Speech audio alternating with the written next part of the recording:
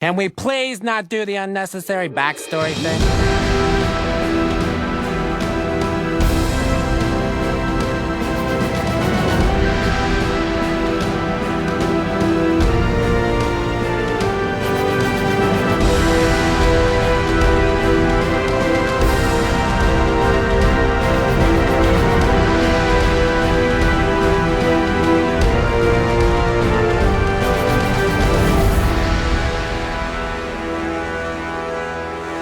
Welcome, Gothamites, to another episode of the Arkham Sessions. My name is Brian Ward. With me, as always, the psychologist to the superheroes, superheroines, and supervillains of Gotham City and beyond. She's Dr. Drea Letamendi. Hello, Drea. Hi, Brian. How are you?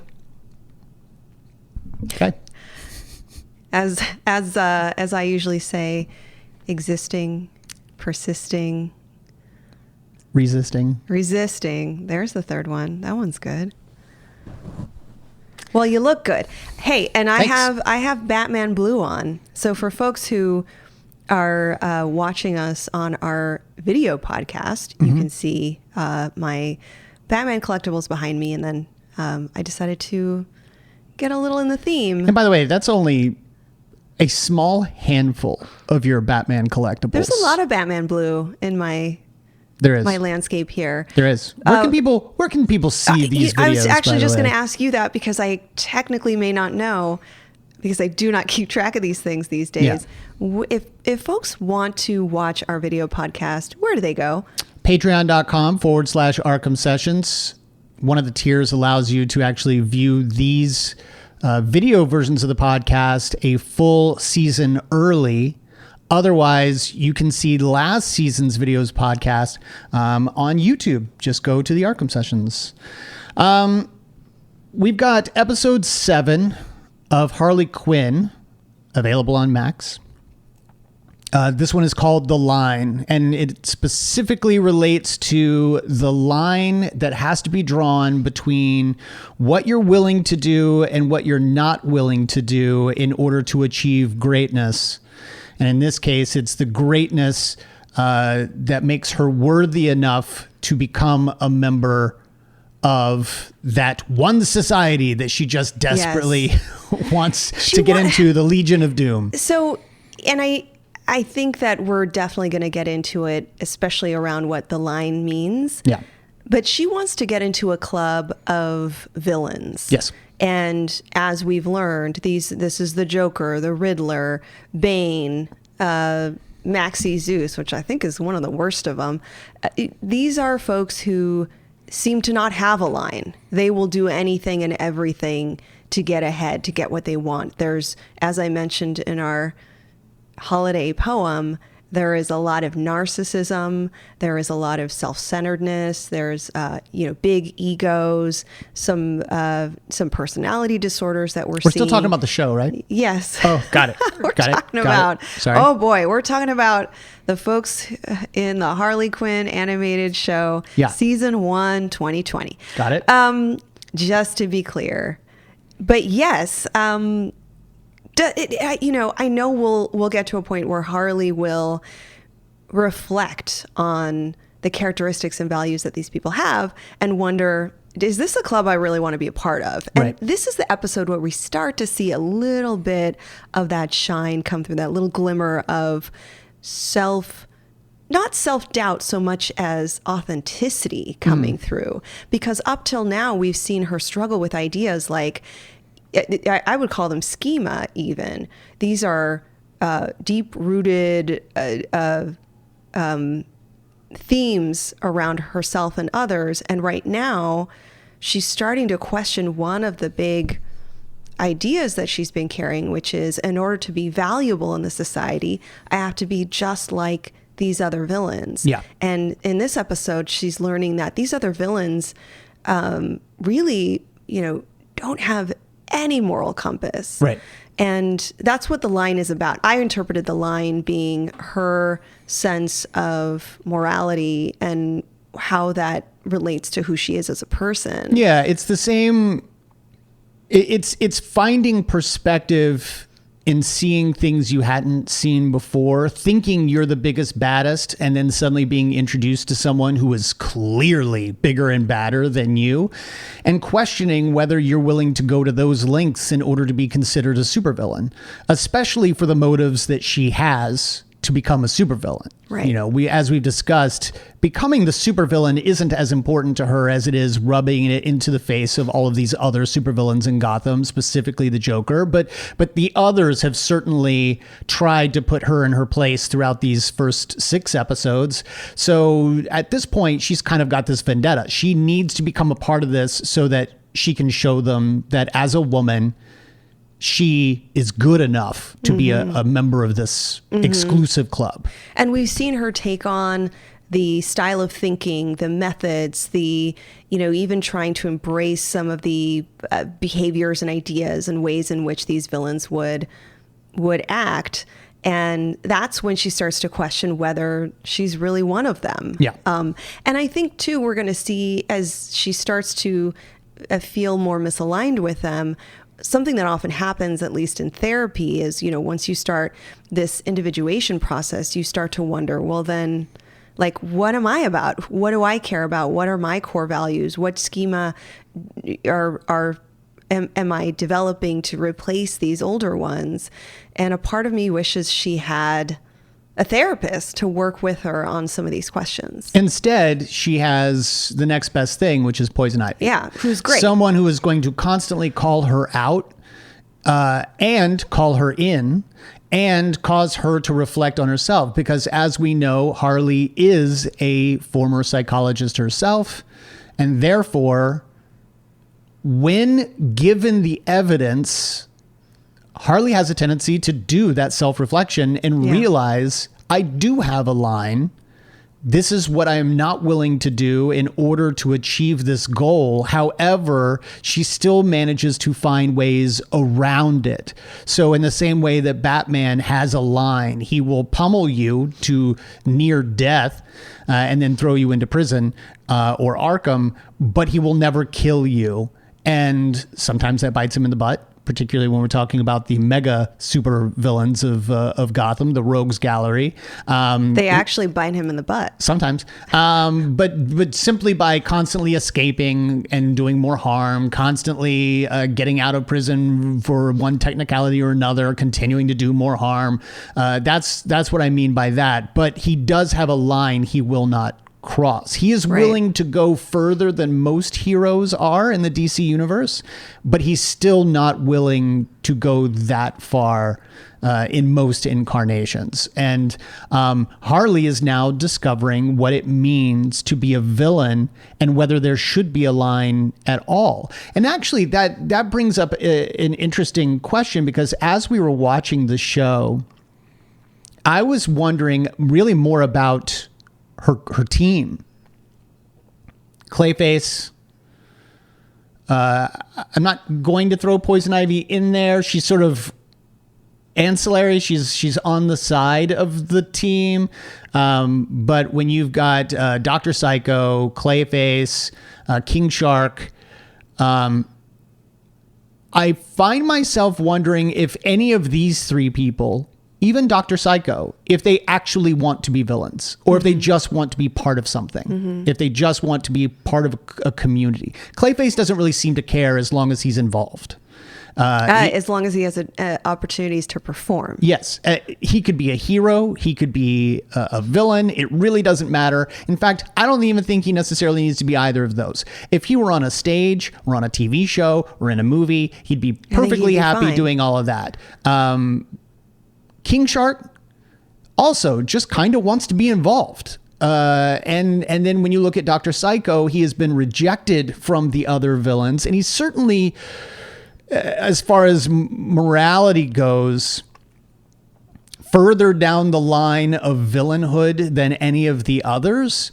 But we've also managed to get glimpses of the fact that he does have a moral code.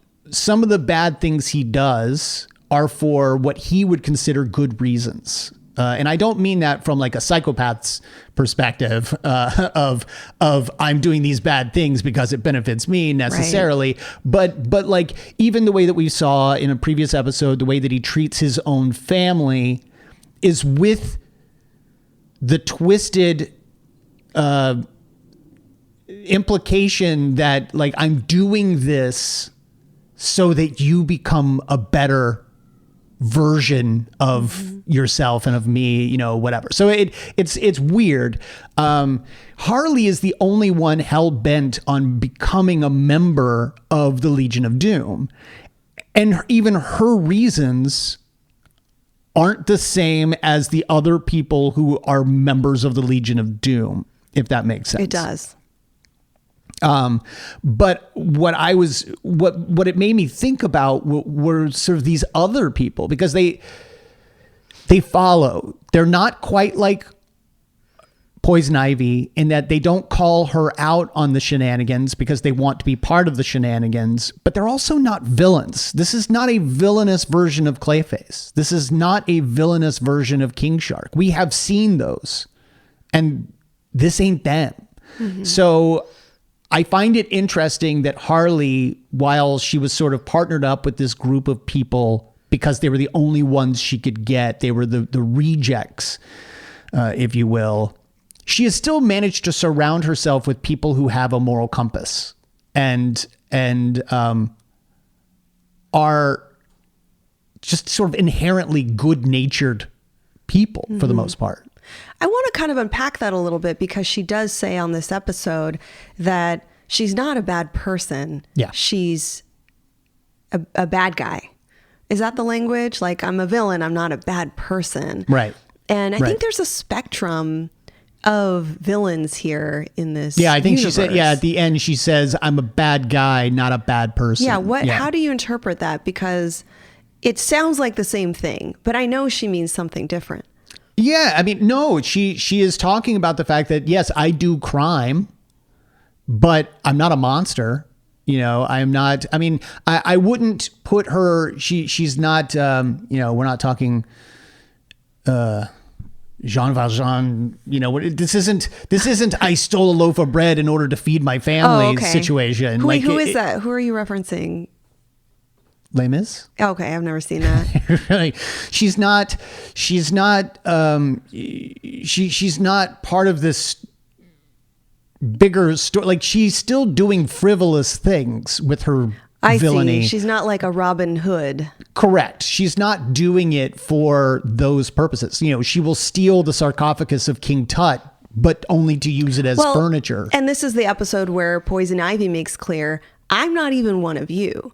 Yeah. In terms of the spectrum that I referred to, Poison Ivy, who we've always called a villain, who is one of the main rogues in the Batman universe, says in plain English, like, you are different. I only am I cause disruption in order to protect plant life. Yeah. And she doesn't even, as we've talked about before, she doesn't call herself an eco-terrorist. She believes that that's a word that doesn't necessarily describe her sense of attitude and values around this, that she actually believes she's doing good things. Yeah. And when called upon, I think most eco-terrorists do. It's society that places that label on them, not, they don't call themselves eco-terrorists. I don't know, some might. They might. Yeah. But those are the people who are more like Queen of Fables. Yes. Who we can definitely talk about. But as you were talking, Poison Ivy, she's got her own beeline, storyline in this particular episode. So I'll be interested to talk about her a little bit more in depth because she has to do a little self-reflection of her own. We should start with the plot of this particular episode. I feel like we've gotten ahead of it a little bit. Queen of Fables, who we know was transformed by Zatanna into a book of tax codes for 30 years as punishment for her crimes, is basically told that she is being set free. And over the last, bit of the season, Queen of Fables, as this book of tax codes, has been kind of mentoring Harley. Harley looks up to her and decides that she's a good friend. And when she feels that a disservice has been done, a lack of justice in that Zatanna removes the curse from her, brings her back to her human form, the judge then says, oh no, we remove you from the curse of being a book of tax codes, but you're going to spend the rest of your sentence, probably life, in Arkham Asylum. So basically it was a kind of a bait and switch, literally. Like we have lured you in, we have switched you from tax codes to human being, but you're not actually being set free. And Harley believes that this is an injustice, that she deserves better. She sets her free, and realizes only later that this was a mistake. Poison Ivy, on the other hand, knew from the very beginning, if there's anyone who belongs in a prison, it's Queen of Fables. We should say that Queen of Fables has the ability, she's got a magic book of fairy tales, and she is able to call out anything from that book into the real world to do her bidding. So she will call forth... what was it? Cinderella's mouse. Cinderella's mouse is called forth to help them steal a weather machine. He basically becomes a member of the French Resistance from World War II, strapped with bullet bandoliers and a beret, and he's smoking cigarettes, human-sized cigarettes, unfiltered, as King Shark points out later. And becomes this sort of mercenary for hire. She also brings out the big bad wolf in order to slaughter an entire family at their family reunion picnic, because a couple of those people saw them going in to this facility. She also mentions that the three blind mice can also eat people. The three little pigs also can eat people.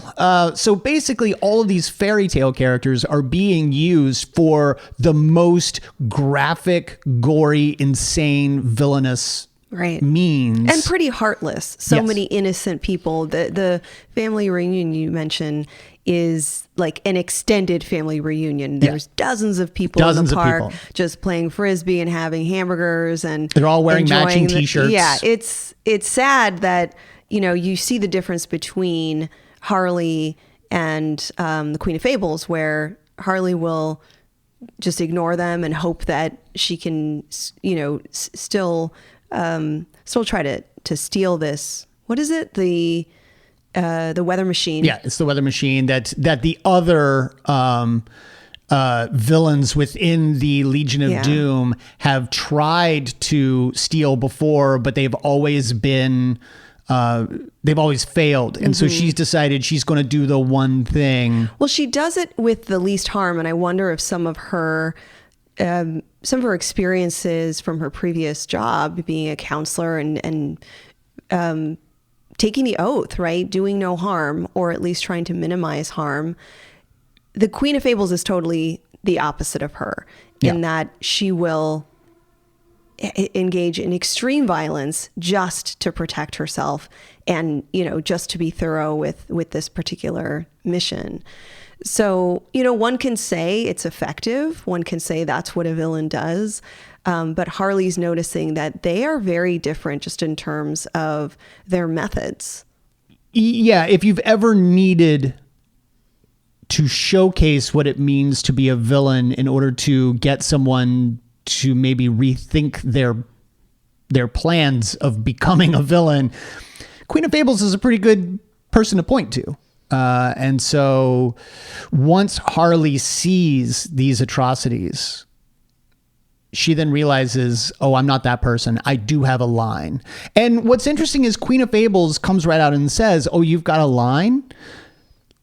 Villains don't have lines. Heroes have lines they won't cross. There's nothing I won't do to get what I want or what I've set out to accomplish.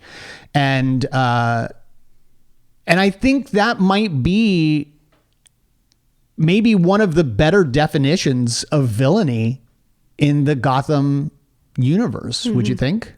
I think so. I would actually argue that they have some form of a line. It just depends on, I think it goes back to their methods. It goes back to, in what way do they indulge in this self-serving villainy, and that's where the line would come from. It's really contextualized in their personality, their way of thinking, in some ways I'd say their pathologies. Yeah. And so someone like the Joker, for instance, has a really interesting way of bringing people in and forming close relationships only to then abuse and harm and abandon. That's kind of his style. So while he doesn't necessarily have a line, he has a pattern. Right. So everyone has a pattern, but do they have a line? Is there anything that I would say his line has a lot to do with his ego. He wouldn't do anything that would embarrass him. He wouldn't do something that would undermine his brilliance and his control. And he won't let you do anything. Absolutely. That crosses that line either. Yeah. So it's sort of, I'm cheating a little bit in that I'm putting a lot of lines, a lot of different types of lines, I guess, in the mix. But I think many of them do have lines. But as far as the line around harm, no, I think Harley is introducing an idea that is unique to villains, which is I won't purposefully harm innocent people. Well, and I that's have no reason to do that. I think that is the main point. We have seen Harley abuse a lot of people. We have seen her maim and kill. I mean, her introduction was using the mallet to, knock people's bones out of their legs and all of that on a ship deck. Those were presumably innocent people, but they were a means to an end. What she's not going to do is slaughter an entire family, the Praxis family, Jason Praxis's family. Jason Praxis, by the way, is a real character in the DC universe. No, he's not. He was a police detective who has when you look at him, you can kind of see that's like, that's the police detective type. The sunglasses, the long ponytail, the jacket with the collar flipped up. His powers were more sort of telepathy and telekinesis based. Okay. I'm not super familiar with Praxis, but I don't remember the sort of lightning stuff that we saw at the end of this particular episode, but I could be wrong. I mean, they explained too how he got that. He hid because he couldn't help his family being slaughtered by the big bad wolf, and then grabbed hold of the fence around the power plant and electrocuted himself and ended up getting these new powers. But yes, that character is a real character in the DC universe. Interesting. Well, we should probably mention that he's the only surviving member of this family. Everyone gets slaughtered in these horrific ways. Because she says, Queen of Fables says, you've got to take out the bloodline. You cannot allow for anyone to come back for revenge later, which of course happens. So it's I guess he calls himself Mr. Praxis. Is that right? Well, he is something happens in that disaster. Yeah. So this is an event that obliterates his entire family, but he ends up touching an electric fence or something electrified. And so he gains these superpowers and he channels his vengeful emotions into these superpowers, tracks down Queen of Fables and Harley and the gang and says, you've created me. I'm Mr. Praxis and I'm here to avenge my family. Right. In a way, Queen of Fables then becomes she's right. She's right. This is what happens when you're a villain. You have to clean up. You have to make sure that you don't leave anything unattended, anything that could potentially come to get you later. And this is how that manifests. Well, and there's a moment at the end when Praxis is saying, look, I'll let the rest of you survive if you let me kill Queen of Fables. And he eliminates the book from her hand so she can't use that against him. Dr. Psycho creates a telepathic shield around the group of them to protect them. And he simply says, as long as you let her come out of the shield and let me get my revenge on her, the rest of you will survive. And Harley says, okay, deal. And grabs her, moves her beyond the shield and says, okay, here she is. And you start to think, okay, she has maybe crossed that line a little bit. She's willing to let someone die in order to help the others survive. Although one could say that that's also the needs of the many outweigh the needs of the few or the one, which can be argued to be a good thing. Praxis fires his lightning. It backfires because Harley has put a force field watch, sort of wrist device, onto the Queen of Fables and explains, look, you're still my friend. I just don't want to work with you. I'm not going to let you die just to help us. So she reveals that she has not succumbed to this lesson. And then that's when she says, I'm a bad guy, but I'm not a bad person. And Queen of Fables is then able to just leave. Although she does say, you're going to regret letting me simply walk out of here, right before she then kills Praxis. And by she, I mean Queen of Fables comes back, stabs Praxis through the neck / it comes out of his mouth with her spear. And is like, yeah, I told you, I got to take out the bloodline. And I almost forgot him. And then she leaves. So now she's out there in the world. Well, and I want to say that they've had a long relationship. This is someone who mentored Harley and who gave her advice, and hopefully this reconciles any bad blood. Gosh, that's too accurate of a term for this, but hopefully she's not out there with a vendetta against this team. But all in all, I think if I were to lean back a little bit and think about the episodes we've covered, there is incremental development with Harley. This is yet another example of an experience that allows her to certainly repair the harm that the Joker's done and think about even more, like, do I want to be like the Joker? Do I want to be like Queen of Fables? What makes me, not only what makes me different, but what makes me stand out as having something valuable. So different doesn't just mean different than them, but different can mean I have something to offer in this society, in the landscape of villains, in this social justice system. Like, who am I? What role do I have here? Yeah. And it reminded me, I know we've talked a lot about certain ideas. We've talked about resilience. We've talked about grit. We've talked about post-traumatic growth, especially when we think about Batman basically learning from his trauma. With Harley, I think about self-determination a lot. Self-determination is exactly what it sounds. It's a state of mind. It's something you can build, something you can practice. It's not like you have it or you don't.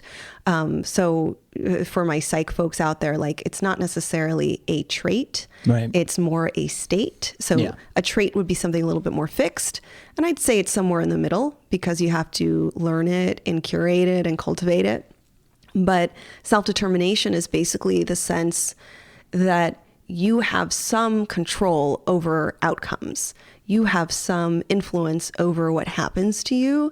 And the important pieces of this are these three ideas: competence, connection, and autonomy. Competence, of course, is the sense that, you're good at something. Yeah. Would you say that Harley is good at this? when I say this, I mean these Crimes? these crimes. Yeah. No. Oh, okay. Okay. I wouldn't. I mean, nothing has gone exceptionally well for her. She has bold, ambitious ideas. She is not yet experienced enough for me to call her competent at them yet. When she has succeeded, she tends to fail upward. She succeeds in spite of the Right. shortcomings of the plan, not because of the plan. So what about connection? Would we say that she has some sense of connection to what we would normally say are like connections to good influences? And of course, here we're talking about villains. That's an interesting one, because I would say technically, I mean, I realize that there should be a pretty straightforward answer to this, but I think that she's on the bubble here. Yeah. She has her connections with her group, but as we've seen, even in the last episode, she ignores their needs if it will help her achieve hers. I think it's ongoing, right? Because when I Yes. say connection, we're talking about belongingness. We're talking Yeah. about healthy attachment. We're talking about like a sense of social support. And I'd say that she has that in this ragtag team. Yeah. I'd also say it's not certainly that healthy, which is kind of what you're mentioning. Like sometimes it's a little bit transactional. Sometimes she forgets their needs. And not necessarily reciprocal. Yeah. Yeah. I mean, Poison Ivy is a really good connection for her. Someone who's Right. very grounded. Yes.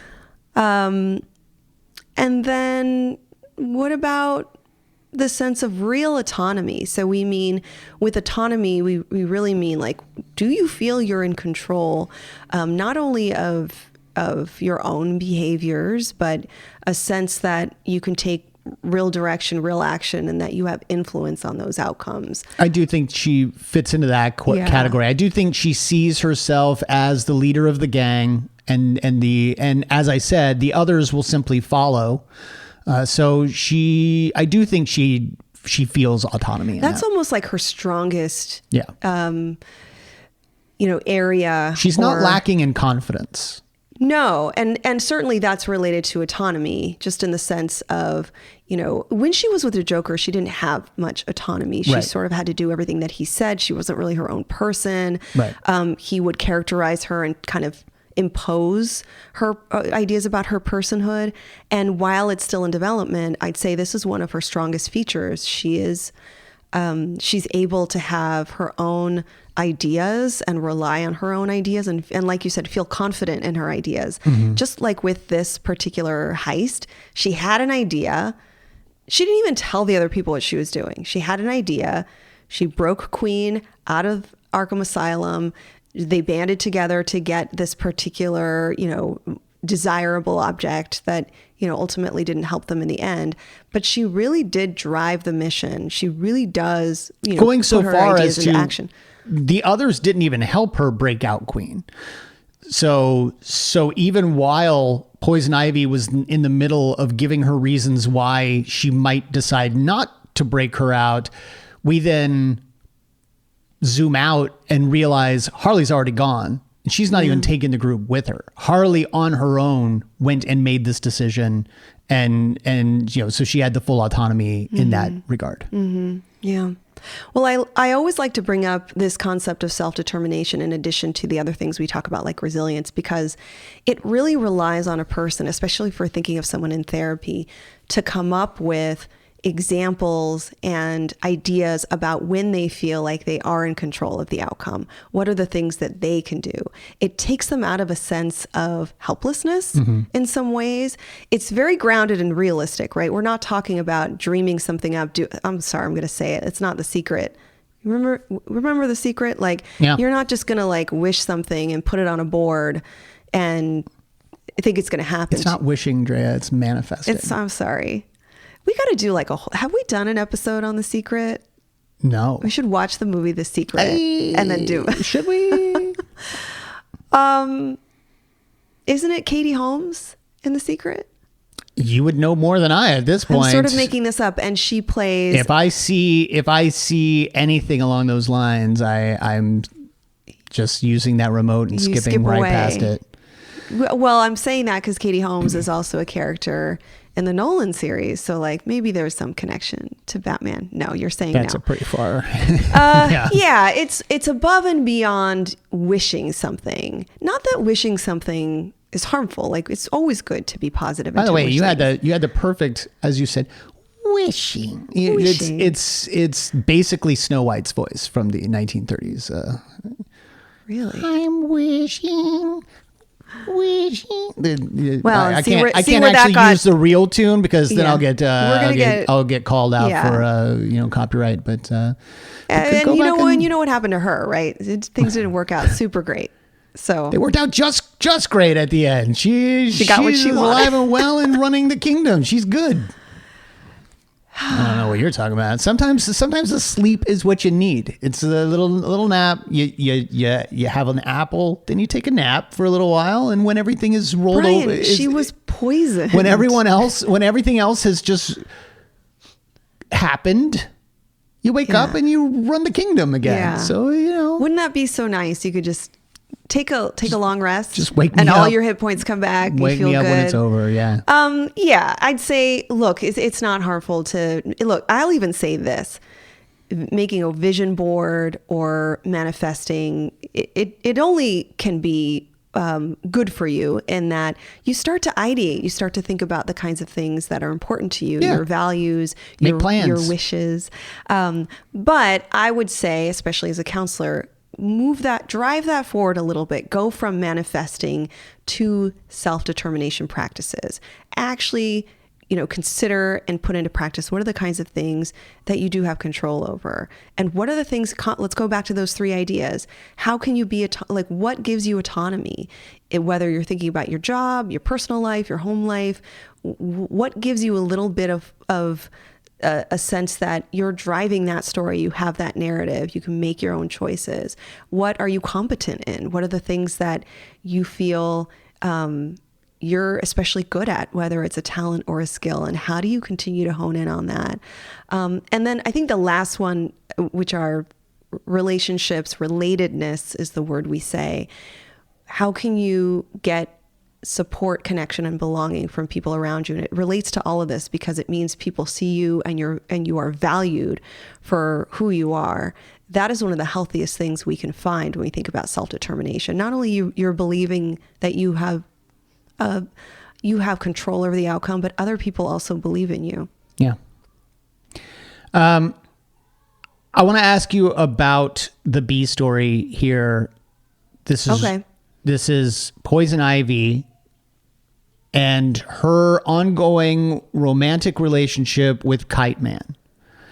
I will not deny that this is the part that I find least believable, least entertaining. I almost, similar to the way you might, when we're watching TV shows like, dating reality series and, Married at First Sight, things like that. I may have just given away that we watch things like Married at First Sight. I tell everyone I'm into relationship and dating reality TV. It's really good. Lean out TV. Okay. So, in the same way that you might yell through the screen and be like, "What are you doing? What are you doing?" I'm doing that with Kite Man.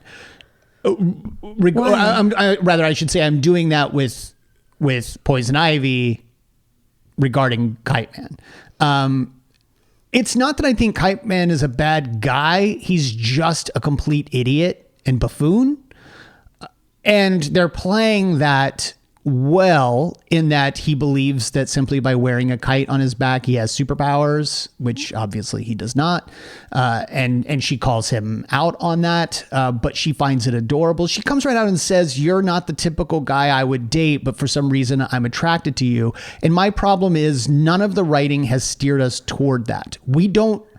I don't think up to this point anybody's shipping the two of them.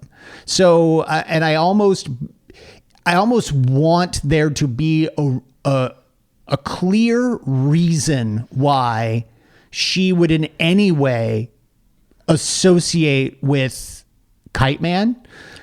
I have many reasons why she might like him. Go for it. He wears green. No, I think he's I'll agree with you that he's not very intelligent, but I think he's very kind. He's very sweet. He gave her a dozen roses, and then she had an initial negative response, but then he clarified that he put them in a pot for her, like he repotted these roses to give to her. And so that was thoughtful. That shows that he knows her and what she cares about. I also find... Was that the clarification? Did I miss that? Yeah. I thought for sure when she said, you do realize that's like giving me 12 baby heads. And I thought he said, and maybe I didn't read. He said baby heads and baby bodies. Yeah, baby heads on baby bodies.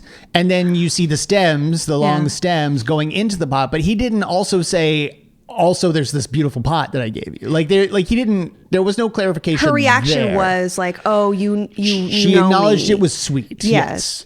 And then the whole plot with these two is that, look, they're secretly hooking up. Yeah. But she's embarrassed by him. But she does not want to be seen in public with him. She has sunglasses and a scarf over her head when they're in public. She's uncomfortable going to his place. Yeah. It's clear that right now what she gets out of the relationship is more of a physical, and maybe there's something intimate there. Like maybe it's something about their time together that's not just the physical piece, but maybe she feels safe with him, or she feels like he's not very intelligent, but there's some sense of psychological safety with him because he genuinely likes her. He doesn't want anything out of her other than her companionship and intimacy, right? So there's nothing nefarious about this, right? That I'm gathering. He's too simple for that. He's very simple. When he goes out and he tries to take her out on dates, I thought that was very... He specifically wants to take her to dinner. She wants to go to the movies so that they're in a dark place and can't be seen together. He wants to take her to dinner so that they can be seen together. Well, not because he's trying to show her off or trying to he is, points. but not for the same reasons. Yeah, I think he feels very proud special to be with her. He feels very special to be with her, and he wants to enjoy that out in public. Yes. And I'd say all of the bro things he does is performative. He's just kind of trying out these different sayings and trying to be, masculine or traditionally masculine, trying to be desirable. He's probably looks maxing when we're not around, doing some mewing in front of the mirror. Some what? Yeah, you got to listen. Mewing? Mewing. Uh-oh. You got to listen to all the episodes. Of our show? Yeah. I mean, I remember the looks maxing. I don't remember mewing. Oh, did we not? Mewing specifically. Mewing, you know what it is. Mewing is taking that little piece of plastic and we did biting. talk about the jaw thing, but we did. I didn't remember that there was a word associated with it. It's the little piece of okay. He kind of seems like that guy. Like he's probably watching those TikTok videos and mewing in front of the mirror, but he ultimately, I think, is a good guy. See, I don't think he's doing those things at all. I think he wants to do those things, but just doesn't. Yeah. Like I that's how simple this guy is. So, when we talked about looks maxing, we talked about Maxi Zeus, that guy's definitely doing those things.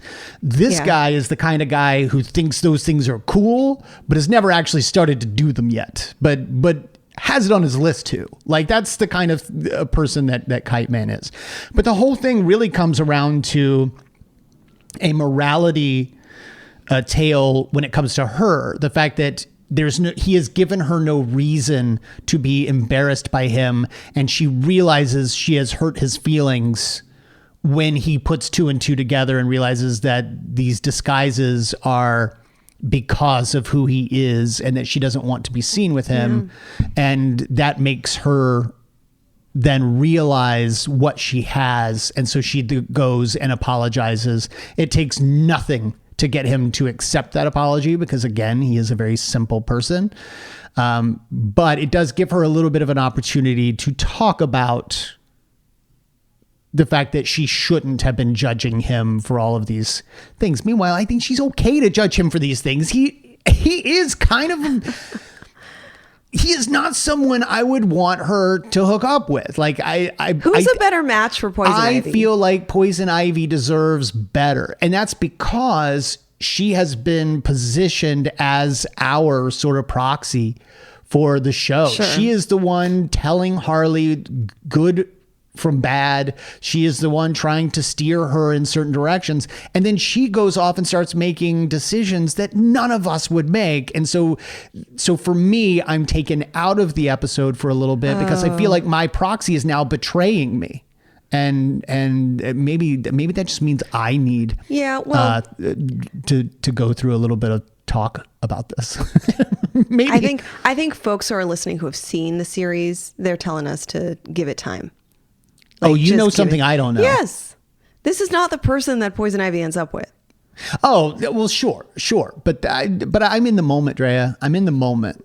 And let's also be clear. I'm not sure I agree with that either because I feel it's the exact same argument. Like, why are we doing this? Like, this is a bad decision. But that being said, I haven't seen it work out in the context of this show yet, so I can't talk about it. And maybe it's better. Maybe it's good. But that person as they are now, I also would yell at the screen and be like, "What are you doing, Poison Ivy?" Now we'll see how that person evolves between now and then. Drea, the first rule of our show is you can't talk about things that happen in the future. I didn't talk about something that happened in the future. You cannot allude to things happening in the future. Well, what we do, I appreciate that you're saying we're in the moment, but we also have to, in this work, it's important to predict and be prepared for what could happen. Okay. Otherwise, what is all of this for? Okay.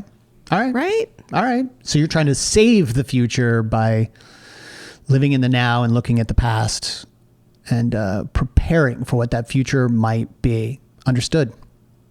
But how do you feel about the relationship in general? I revealed that I feel a little betrayed by it, but With Kite Man? Yeah, like how do you feel about those B scenes? I think it's fine. It's fine. Okay.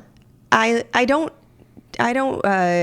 find him undesirable. I don't find him annoying. I mean, he's funny the way that he's supposed to be. I just don't think he's right for Poison Ivy. I think he's endearing, and he's also trying to find his way. And I think I'm vulnerable for people who are trying to find their way. Okay. And who are trying. Like, at least he's putting effort into it. Sure. He's not trying to harm anyone. He's really just trying to be kind to Poison Ivy, to protect her, to love her. Just trying to be the best Kite Man he can be. Yeah. Now, where things can go, where it would make me dislike him, is when, and she's sort of done this in the past. If she has a line and says, this is over, or I'm not interested in you anymore, he needs to accept that. Yeah. If he pushes that line or gaslights her or retaliates, then I will dislike him. But so far he seemed to genuinely care about her. Yeah. Okay. So where do we go from here, Drea? This was an entertaining episode, but I wouldn't necessarily say there was anything below the surface of what we were provided. It all seemed to be sort of in your face in this episode. Yes, and as I said, with Harley especially, like, we're getting somewhere. Yeah, she did not bring up Joker. To your point in a couple episodes ago, she did not bring up the Joker specifically as someone that she wanted to get back at. It became more about the Legion of Doom. She is shifting her priorities from her ex to this organization. Yeah. That's sort of becoming the obsession. So are you happier about that? I am. I'd like to continue to see her not only reflect on these differences between her and these other villains, and again start to individuate a bit more and understand what is important to her, who is she in this world, but also I want that to be further developed around her trauma. Yeah. So how is she going to bring in her trauma recovery and repair into this story? I don't think a lot of people look for that. So, I don't know how strong that theme will be. But this is an enjoyable, I looked at the year that the season came out. We're covering season 1 and it's 2020. And that's almost 5 years ago, which is just mind blowing for me to think about. it seems like 2020 was just last It was 5 years ago. We are in 2025 No, now. we're in 2025. Yeah, that was 5 years. You said almost 5 years ago. It was 5 years ago. It is 5 years ago. So yeah, Yeah. it's even further than you thought just now. Yeah. Yeah, it's bizarre to think that the time has flown that by. And that there are so many seasons of this show when I feel like we were only like a season behind, you know, like it didn't occur to me that, wow, multiple seasons Yeah. of this show have existed since we last watched it. Yeah. And I want to say, I can't remember. I think we finished all of season 1 when we first watched it, but I'm starting to recognize less and less as we move forward. So maybe we didn't. Maybe this is all new for at least me. I don't know. Are you excited about the next episode? Yeah. All right. What's the next episode? Don't know. Oh, Episode 8. great. Episode 8. But that'll be coming up in 2 weeks. Until then, I want to remind folks that we are still running a benefit for the wildfire charities that are going on here in Los Angeles. Until the end of February, anyone who gives us money through Patreon by joining our Patreon or by buying one of the whatevers, there some posts can be sold. If you do any of that, any money that we get from Patreon or from our TeePublic site where you can buy our T-shirts or mugs or anything you want our logo to be on, all of that is going to 2 organizations. One of them is the Red Cross, and then the other one was the Humane Society Pasadena, specifically for both domesticated and wild animals that have been displaced and need food and shelter and medicine and water and whatnot. We will be splitting up those donations from January and February, so you still got a little bit of time. We definitely want to be able to provide. And so far, I'm very happy to say that we have gotten people to join the Patreon, I believe, for this reason. So thank great. you for your support and for your help. We really appreciate that. If you want to join and help us donate, go to Arkham Sessions. Go to patreon.com/Arkham Sessions. Join any tier. Any amount of money that we have received in January and February will go to these 2 organizations. Otherwise, Drea, where can folks find you online?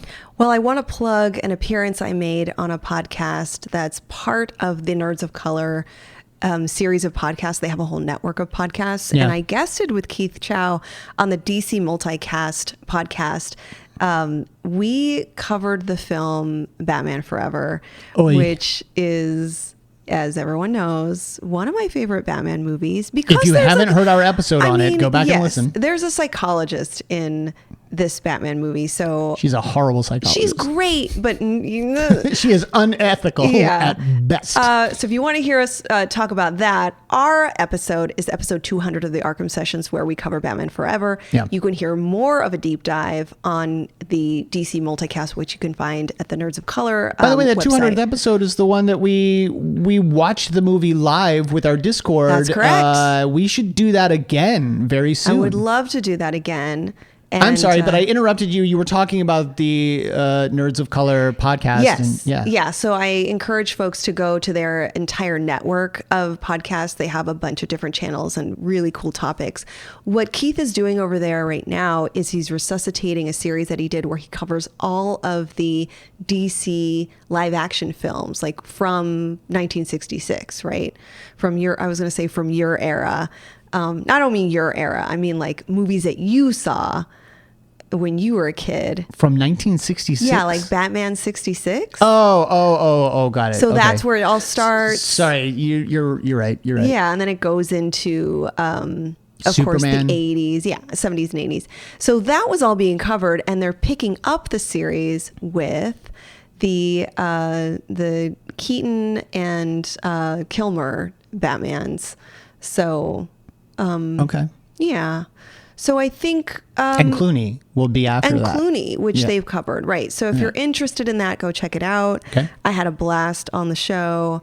I also just want to take a moment to thank our Discord members and the couple of new members we had, especially if Patreon is not your financial option right now. If you aren't able to spend money on podcasts, we totally understand. Our Discord is absolutely free. It's a community. Also, by the way, that doesn't mean that folks on Discord are not also on Patreon. There's a little bit of mixing, but certainly everyone is welcome to join our Discord channel. What you do is you go to our Instagram bio and just click on the link. You'll be invited. And we are there regularly talking about these different episodes and other DC and comic related things. It's a nice community. Everyone's welcome to join us. Amazing. Otherwise, where can they find you online? They can find me on my website, drdreapsychology.com, and on socials at Dr. Drea Psychology. You can find me on Instagram. I am at B_Ward028. You can find us both as The Arkham Sessions on Instagram at The Arkham Sessions. Come find me on Blue Sky. Come find me on Threads. Join our Facebook. And again, patreon.com/Arkham Sessions. Join our family over at Fanbase Press. And I want to thank some of the patrons who have made this episode and all of our episodes possible, starting with Abby, Nutsy, Aaron Wenrick, Mike Ficklin, Lindsay B., Dr. Jerome Anderson, Antonio Lopez, Kevin Ortel, Todd Stashwick, Heroes Journey Fitness, Trevor Schwartz, Mark Pepper, Frank Muller, Swara Salih, Jamiroquai J., Peter, SK, John Henry, Carl Ward. Thank you all for helping us, and thank you for your donations. I think that's it. Till next time, I'm Brian Ward. I'm Dr. Drea Letamendi. And together we are Wishing.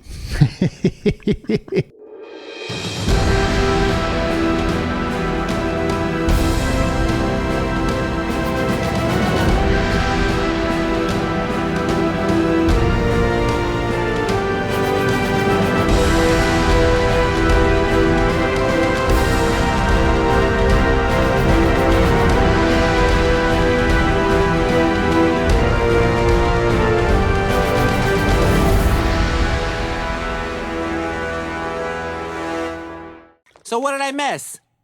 Oh my God, a lot, I guess.